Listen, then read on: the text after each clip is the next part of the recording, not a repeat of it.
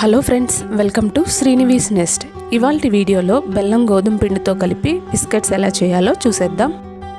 ఈ బిస్కెట్స్ చేయడానికి మైదా పిండి, ఎగ్స్, షుగరు ఇలాంటివేమీ వాడకుండా కేవలం బెల్లం గోధుమ పిండితోనే వీటిని మనం రెడీ చేసేసుకోవచ్చు.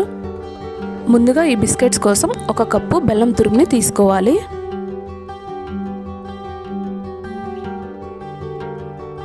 గిన్నెలోకి మనం రెడీగా పెట్టుకున్న బెల్లం తురుముని వేసేసుకోవాలి.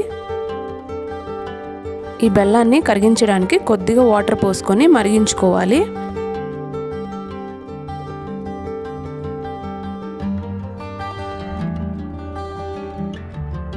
ఇలా సిరప్ లాగా తయారైతే సరిపోతుంది. ఇప్పుడు ఇందులోకి 1 స్పూన్ నెయ్యి, దంచిన ఇలాచీని వేసుకొని ఒకసారి బాగా కలిపేసుకోవాలి.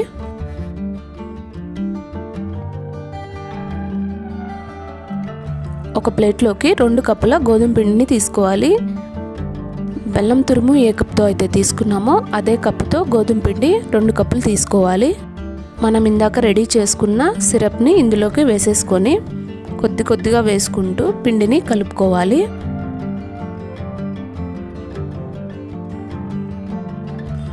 మనం రెడీ చేసుకున్న సిరప్తోనే పిండి అంతా కలిసిపోతుంది. ఎక్స్ట్రాగా వాటర్ ఏం పోయాల్సిన అవసరం లేదు.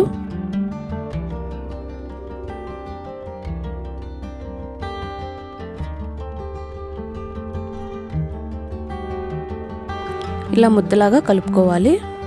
ఈ పిండిని ఒక 10 నిమిషాలు మూత పెట్టేసి పక్కన పెట్టేసుకోవాలి. పిండిని ఇలా 10 నిమిషాలు నానబెట్టడం వల్ల బిస్కెట్స్ బాగా క్రిస్పీగా వస్తాయి.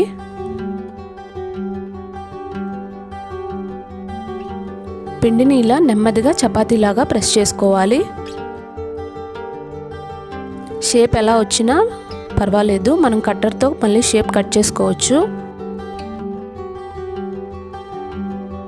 మనకు నచ్చే విధంగా ఇలా ఒక షేప్ ఉండే బౌల్ని తీసుకొని ఇలా కట్ చేసేసుకోవాలి.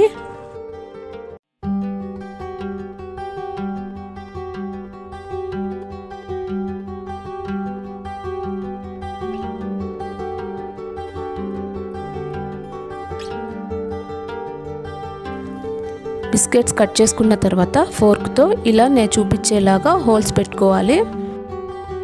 ఇలా చేస్తే లోపల లేయర్ అంతా బాగా కుక్ అవుతుంది.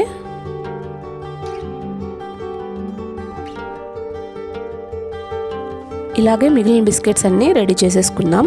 బిస్కెట్స్ మరీ పల్చగా ఉండకూడదు, థిక్గాను ఉండకూడదు. ఇలా నేను చూపిస్తున్నాను కదా, ఈ విధంగా ప్రెస్ చేసుకుంటే సరిపోతుంది.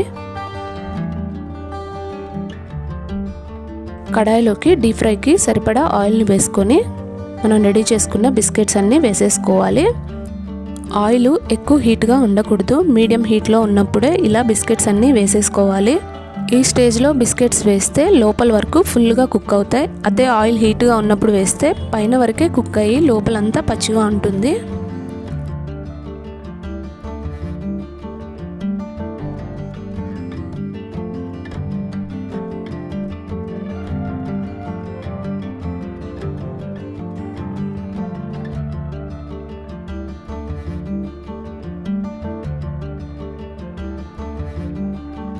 ఇప్పుడు నెమ్మదిగా బిస్కెట్స్ని రెండో వైపు టర్న్ చేసుకోవాలి.